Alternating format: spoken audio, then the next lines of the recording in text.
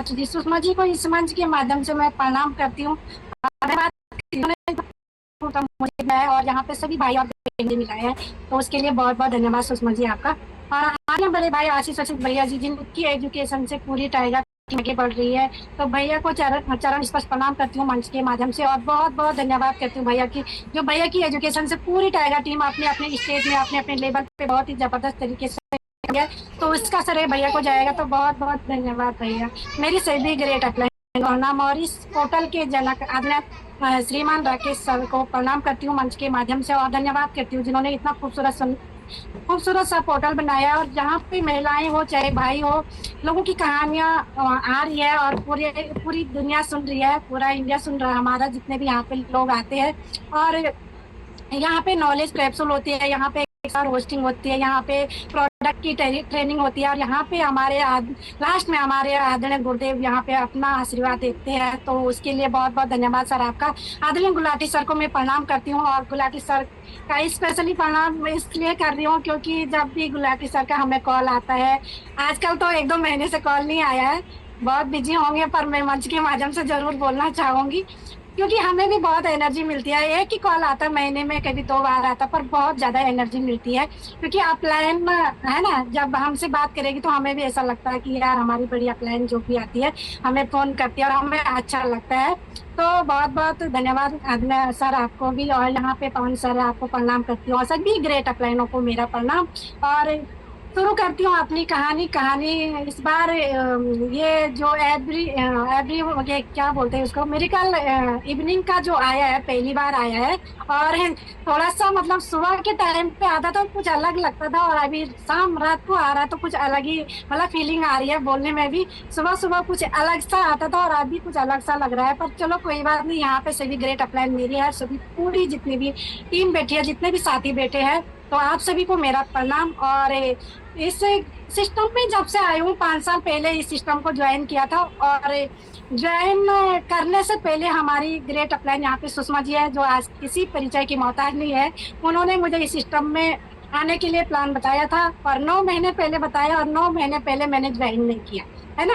और क्यों नहीं किया, क्योंकि मैंने अपने हस्बैंड को पूछा, और हस्बैंड ने बोला कि नहीं, हमने 20 साल पहले आश्रम को करके छोड़ा है ना। और यहाँ पे बहुत सारी बहनें और भाई भी होंगे जिन्होंने 20 साल पहले आरसीएम को किया होगा और करके छोड़ा होगा, पर उसका कोई रिजल्ट नहीं था, पर भरोसा हस्बैंड पे हुआ, और मैंने 9 महीने लगा दिए। हर महीने सुषमा जी का कॉल आता था, क्या कर रही हो, कैसे हो, क्या है, कैसे, लॉकडाउन का टाइम था, तो सुषमा जी से हमेशा वही बात होती थी कि मैं मतलब ऐसे ही सिर दर्द का थोड़ा ज्यादा बीमारी थी मेरे को, तो सिर दर्द होता तो मैं हमेशा वही बोलती थी, यार सिर दर्द हो रहा है, तो बोलती यार तुम्हारा सिर दर्द का इलाज तो आरसीएम के प्रोडक्ट का है, पर मतलब तुम मतलब एक बार करो तो सही। मतलब मैं बोलती यार मैं करती, पर मुझे फिर मुंबई जैसे शहर में ऐसा लगता था कि यार आरसीएम होगा भी क्या। और 20 साल पहले जो हस्बैंड ने बोला था वो सुना तो था गांव में, जब मेरी शादी हुई थी और मेरे जेठ जी आश्रम में ज्वाइन थे, तो उन्होंने मतलब है कि आश्रम के प्रोडक्ट घर में रखे थे, हमारी छोटी सी एक दुकान भी थी गांव में, वहां पे सामान रखते थे, चाय पत्ती और साबुन ये सब। तो मतलब नाम थोड़ा सुना था, पर मुंबई में नहीं सुना था, और मुंबई में नहीं सुना तो ऐसा लगा कि भाई मुश्किल, मतलब यहाँ पे कहीं दुकान होगी भी नहीं होगी। पर मतलब ऐसे ऐसे करके 8 9 महीने गुजर गए, और 9 महीने गुजरने के बाद लॉकडाउन ऐसा लगा कि मतलब है कि फिर मतलब हस्बैंड वहां पे जहाँ पे ड्यूटी करते वहीं पे मतलब गेस्ट हाउस में रहने को दिया। 3 3 महीने में घर आते थे, और फिर मतलब सुषमा जी का कॉल आता है, और फिर वही सुषमा जी बोलती है कि क्या कर रही हो। मैं बोलती थी वही, मैं मेरा सिर दर्द हो रहा है, मैं लेटी हुई हूँ, क्योंकि मेरा महीने में 20 दिन मतलब सिर दर्द की बीमारी थी। तो मतलब सुषमा जी ने फिर से बोले यार अपना ना मतलब आप आश्रम के प्रोडक्ट खा लो, मतलब आश्रम के वीडियो भेजते थे, आश्रम के अपनी स्पीच भेजते थे, और मुझे मतलब अच्छा लगता था वो जब बोलती थी और ऐसे वीडियो रिकॉर्ड करके मुझे भेजते थे, तो मैं बोलती थी उनको यार आप ना लीडर बन सकते हो। लीडर का मतलब मैं ये सोचती थी कि यार आप ना लीडर मतलब एक राजनेता बन सकते हो, है ना। मुझे नहीं पता था आरसीएम में भी लीडर बनते हैं, और इतने जबरदस्त लीडर हमारी बनी है। तो वो हंसते रहते थे, बोलते हाँ ये आप सही बोल रहे हैं। मैं बोलती आप चुनाव लड़ रहे हो मतलब अपने गाँव से, अपने ससुराल से। तो फिर उसके बाद लॉकडाउन का टाइम था और सुषमा जी ने फिर से बोला, तो मैंने बोला यार ठीक है आप बोल रहे तो मैं बोलता अपना एड्रेस दे दो। तो मैंने एड्रेस उनको दिया और मेरा जो एड्रेस मतलब है कि मैंने बोला ठीक है एड्रेस मैं दूंगी पर मेरे हस्बैंड को जाने दो, 15 दिन की ड्यूटी खत्म होने मतलब छुट्टी खत्म होने दो और मैं अपना एड्रेस आपको दे दूंगी, क्योंकि फिर हम फोन पे बात करेंगे, आरक्षण की बातें करेंगे, कहाँ पे है क्या है, तो फिर घर में होता ही है जो मतलब है कि इंसान नेगेटिव है, आरक्षण को लेके 20 साल पहले करके छोड़ा तो वो थोड़ी नहीं सुनने वाला है आरक्षण की बातें। तो फिर बोले यार ठीक है। तो जैसे ही मेरे हस्बैंड दरवाजे के बाहर निकले वैसे ही मैंने उनको अपना एड्रेस भेजा और मेरी कहीं पे आधे घंटे के रास्ते में हमें मतलब हमारा पैदल रास्ता, हम ऐसे ही चलते चलते जाते भी रहते हैं वहाँ पे। तो मैं बोली ये तो नहीं पे, बोले वाह तुम्हारा बहुत अच्छा। तो हम लोग गए वहाँ पे शाम को 2-3 बहनें, तीनों बहनें वहाँ पे मतलब है कि मुझे लगा आरसीएम की दुकान बोल रहे हैं और अपनी सुषमा जी को देख के ऐसा लगा कि ये तो ऐसे वैसे काम थोड़ी नहीं करेंगे, आरसीएम करेंगे तो बोले तो इतनी बड़ी दुकान होगी, पता नहीं कितना मतलब बड़ा शोरूम होगा। पर वहाँ पे गए तो मतलब है कि कुछ नहीं, सिर्फ जो आरसीएम की दुकान थी पीयूसी वाला गांव चला गया था लॉकडाउन में और उसने दूसरे बाजू वाले को जो वहाँ पे नमकीन और जो छोटी मोटी थोड़ा बहुत उसका सामान रखा हुआ था अपने घर के आगे, थोड़ा सा जगह थी उसकी और वहाँ पे उसने दुकान लगाया था। सामान देखा उसको उनको बोला हमने कि भाई आरसीएम की प्रोडक्ट दिखा दो। तो उन्होंने निकाले एक चाय पत्ती वो जिसका ग्रीन लेपर बाहर से रहता है छोटी वो दूसरी वाली, और तेल के डिब्बे निकाले और 2-4 कपड़े धोने के साबुन और 2-4 नीम वाली साबुन थी, मुझे आज भी याद है 5 साल पहले की आज याद मुझे आ रही। तो मैं कहानी के माध्यम से यहाँ पे राकेश सर का बहुत बहुत धन्यवाद करती हूँ, क्योंकि हमें कल की याद नहीं रहती पर आज हम कहानी के माध्यम से 5 साल पहले की बात अगर याद करते हैं ना तो कुछ अलग ही फीलिंग आती है हमें। तो मतलब है कि वहां पे गए तो वही उतना ही सामान, पर फिर भी हमने तीनों ने वहां पे एक एक डिब्बे तेल के उठाए और तेल लेके आए, 2300 का सामान हमारा हुआ तीनों का। और मैं घर आई सुषमा जी को बोला मैं सामान लेके आ गई, तो सामान लेके आई तो सुषमा जी ने बोला कितने, मैं बोली 2300 का। तो उन्होंने बोला था कच्चा बिल बनाना, तो कच्चा बिल बनाया और कच्चा बिल बनाया तभी समझ में नहीं आ रहा ये कच्चा बिल क्या बोलते हैं, पर जैसे आप लाइन बोलते हो वैसे वैसे हम करते जाते। कच्चा बिल बनवाया और घर आई तो बोले ठीक है आप सामान तो लेके आ गए। अरे वाह आप तो 2 आईडी का सामान लेके आ गया, क्योंकि वो टाइम पे 1000 रुपए में आईडी लगती थी। तो मैंने बोला दो क्या, यहाँ पे मेरा ही कंफर्म नहीं हो रहा कि मैं आईडी लगाऊं कि नहीं लगाऊं, क्योंकि मुझे थोड़ा सा हस्बैंड ने भी डराया था कि डॉक्यूमेंट देना मतलब आधार कार्ड तो देना ही नहीं है, पता नहीं हमारी सोच ऐसी थी। और बोला कि मतलब फिर मैं बोला सुषमा जी को, फिर पता नहीं हमें मेरे को समझ में नहीं आया। बोलता ठीक है अगर तुमको नहीं देना है अपने डॉक्यूमेंट तो कोई बात नहीं, जो आपने सामान लिया है 2300 का ये मेरी आईडी नंबर है और इस पे चढ़ा देना, आप दुकानदार को ये आईडी नंबर भेज दो, मेरी आईडी नंबर। फिर मैंने सोचा ये आईडी नंबर अगर सुषमा जी दे रही है और Recording in progress. आप बेंगलुरु में आप हो और देहरादून मैं मुंबई में मैं सामान ले रही हूँ, आप देहरादून से बोल रही है मेरी आईडी है और इस पे सामान ले लो, मतलब ये वो सामान को मेरी आईडी में चढ़ा दो।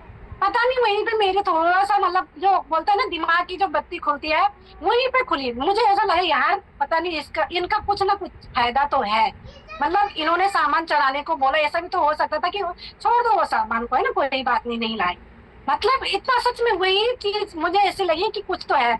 मैंने बोला ठीक है नहीं मैं फटाफट मैंने अपने डॉक्यूमेंट भेज दिया और आईडी लगा दिया, आश्रम के ग्रुप में वेलकम हुआ, बहुत बहुत स्वागत है प्रियंका जी आपका, सब लोग कर रहे इतना अच्छा माहौल वहाँ पे लगा, कैसा लगा यार सच में एक अलग दुनिया में हम आ गए। फिर मतलब ग्रुप में तो अच्छा लगा, फिर सुषमा जी और अपने जी।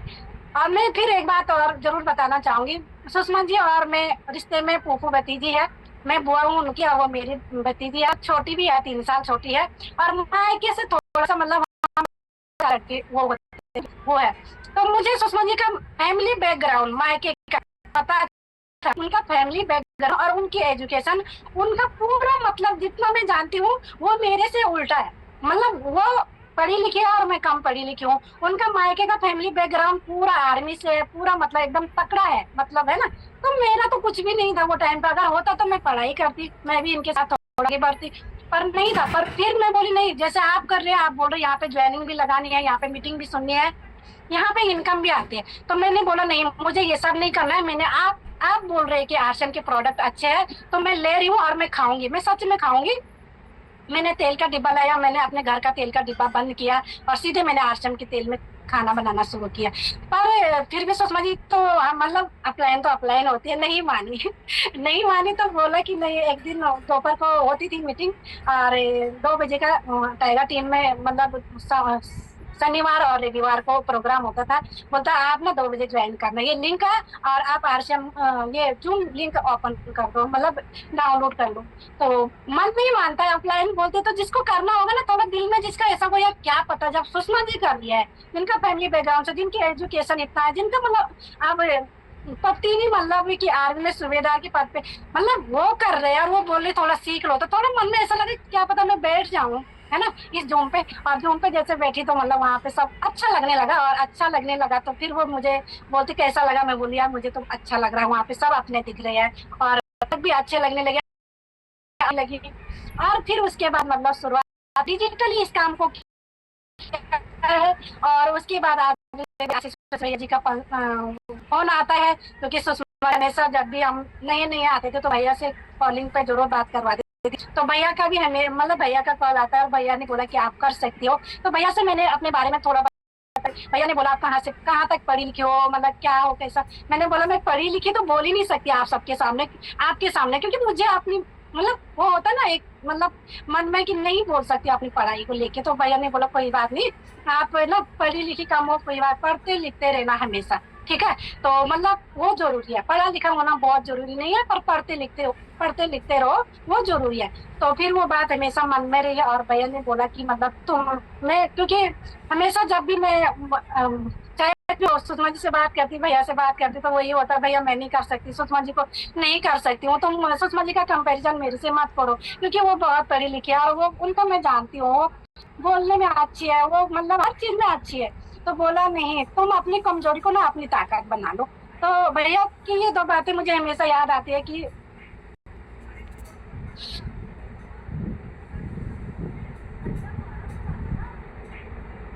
समय भी नहीं है रोने का।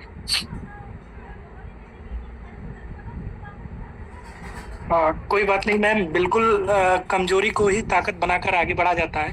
कंटिन्यू मैम, बहुत बढ़िया आप बता रही हैं कि कैसे आपका फॉलो अप किया गया और उसके बाद आप कितना आगे निकल गई। बहुत बेहतरीन मैम। अभी भी 2 मिनट है जी। जी, तो वो 2 बातें आज भी याद रहती है और सुषमा जी का पूरा सहयोग रहा है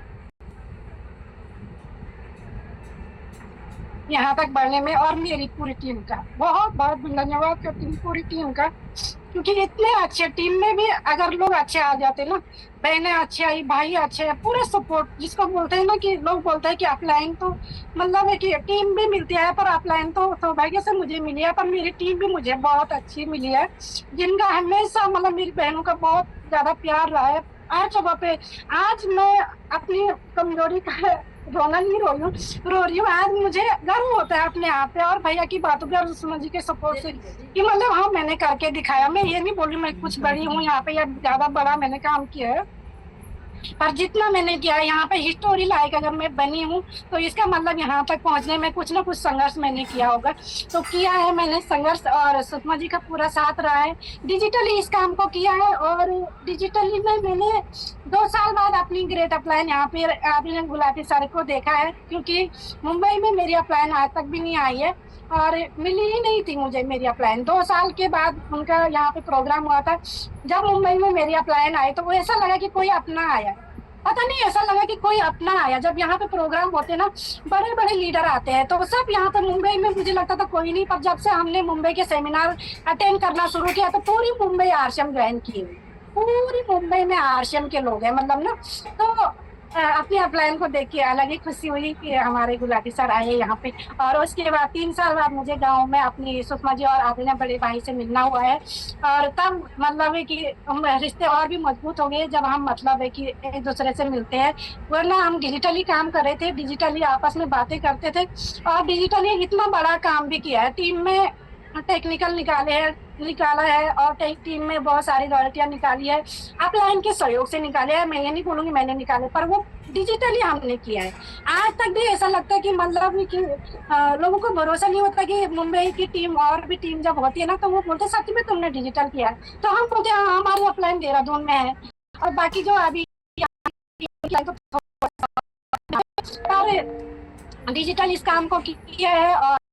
और अभी की धन्यवाद करूंगी आदिना टीसाबा जी का, जिन्होंने इतना खूबसूरत सिस्टम बनाया है महिला के लिए, है ना, जिनके लिए अब यहाँ पे हम लोग हमारे लिए कोई नहीं था, बोलने के लिए मन, हम बाहर की दुनिया पर पैसा तो मेरा कुछ भी है, मेरी जो मतलब है उसमें मतलब मुझे नहीं लगा कि मुझे इनकम इतनी मिलती है बाहर की। अगर मैं जॉब करती तो 8-10 की इनकम मिलने वाली थी। इनकम की बात करूँ, आंखों में आंसू आए थे। अगर आरसीएम दे सकता तो थोड़ा जागने लगा है। पर हाईएस्ट बात करो तो 1,53,000 आई है। मुझे नहीं लगता कि मुझे और बाकी की दुनिया में भी मैं 53,000 की इनकम देती। आज मैं कम पढ़ी लिखी होने के बावजूद भी मैं सब काम करती हूँ। हर बात को सीखा है, हर चीज में मतलब जो भी हमारी कस्टमर केयर से बात करो, चाहे नंबर चेंज करो, जितने काम हमारे सुषमा जी हमारे और मतलब जितने भी लीडर है हमारे टेक्निकल, उतना काम मैं करती हूँ। तो मुझे हर चीज में भैया की वही याद आती है कि तुम मतलब पढ़ते लिखते रहो। पढ़ाई लिखाई होना जरूरी नहीं है, पर पढ़ते लिखना रहना जरूरी होती है। और एक वही बात जरूरी है, उसको मतलब टाइम रहा है। और फिर उसके बाद साल